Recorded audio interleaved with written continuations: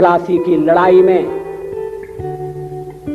जितने लोग मैदान में लड़ रहे थे उससे ज्यादा लोग मैदान के बाहर खड़े होकर तमाशा देख रहे थे, लड़ाई का परिणाम सुनने की प्रतीक्षा कर रहे थे। देश के भाग्य का निर्णय होने जा रहा था, मगर उस निर्णय में सारा देश शामिल नहीं था। विदेश मंत्री के नाते मैं अफगानिस्तान गया था। आपको सुनकर ताज्जुब होगा, अफगानिस्तान के अपने मेजबानों से मैंने कहा मैं गजनी जाना चाहता हूं, गजनी। पहले वो मेरी बात उनकी समझ में नहीं आई, कहने लगे गजनी तो कोई टूरिस्ट स्पॉट नहीं है, गजनी में कोई 5 स्टार होटल नहीं है, गजनी में आप जाकर क्या करेंगे, गजनी में आप जाकर क्या देखेंगे। मैं उन्हें पूरी बात नहीं बता सकता। मेरे हृदय में कहीं गजनी कांटे की तरह से चुभ रहा है। जब से मैंने गजनी से आए एक लुटेरे की कथा पढ़ी है और किशोरावस्था में पढ़ी है, मैं देखना चाहता था वो गजनी कैसा है। आपको सुनकर ताज्जुब होगा, महमूद गजनी का अफगानिस्तान के इतिहास में कोई स्थान नहीं है।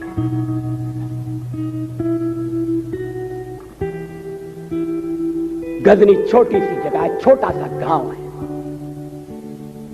कल्पना करिए सैकड़ों साल पहले वहां धूल उड़ती थी, झोपड़ियां थी, मगर एक लुटेरा लुटेरों को इकट्ठा करता हुआ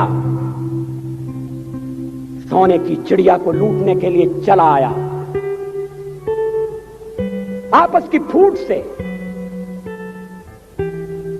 जो राजा है वो लड़ेगा, जो क्षत्रिय है वो लड़ेगा। हमने समाज के बहुत बड़े वर्ग को लड़ने के अधिकार से वंचित कर दिया। हमने उन्हें हथियार नहीं उठाने दिए। मार्शल नॉन मार्शल के आधार पर हमने समाज को बांट दिया। वो लुटेरा सोमनाथ के मंदिर तक चला गया, पुजारी देखते रहे। मंदिर की पूजा भक्तों को करना पड़ती है, मंदिर तो एक प्रेरणा का केंद्र है। मैं देशपांडे जी की तरह से नास्तिक नहीं हूं, मगर उनकी नास्तिकता में भी जो आस्तिकता है मैं उसका आदर करता हूं, उसका सम्मान करता हूं।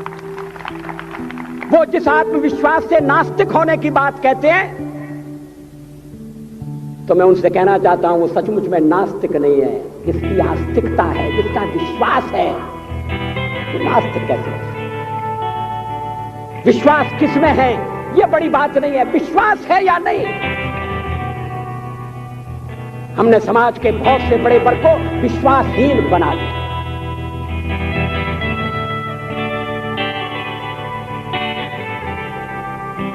लोगों ने हथियार नहीं उठाए, वेद पढ़ने के दरवाजे बंद कर दिए। इसलिए हम पादाक्रांत हुए। अफगानिस्तान में मैंने एक बात और देखी।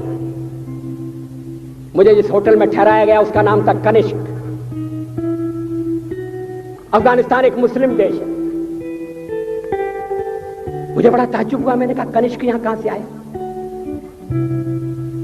तो मेरे साथ अफगानिस्तान के विदेश मंत्री थे। मैंने कहा कनिष्क आपका कौन लगता है, कनिष्क से आपका क्या संबंध है?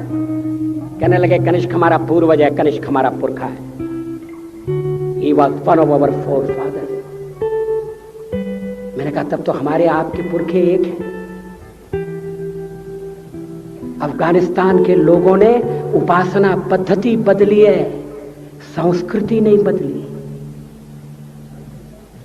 आज के भारत के परिवेश में यह सुनने के बाद थोड़ा विचित्र लगता है। हमारे यहां तो धर्मांतरण के साथ राष्ट्रांतरण होता है, ऐसा दृश्य दिखाई देता है। पड़ोसी देशों में ऐसा नहीं हुआ है। अभी राम जन्मभूमि का मामला चल रहा है। एक विदेशी आए, कहने लगे ये राम जन्मभूमि का क्या झगड़ा है?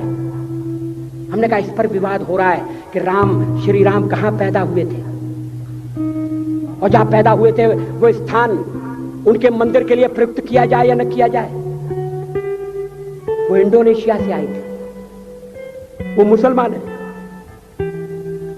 कहने लगे हम तो समझते थे कि राम के लिए सारे भारत में आदर होगा, सम्मान होगा। हमने कहा ये आपने कैसे समझा?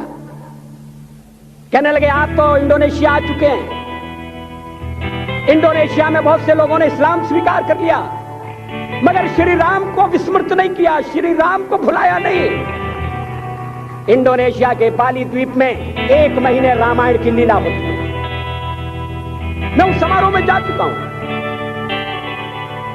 उस समय भी विदेश मंत्री मेरे पास बैठे थे। मैंने कहा ये रामायण ये क्या हो रहा है? मैंने कहा एक्सीलेंसी ये मंच पर क्या हो रहा है?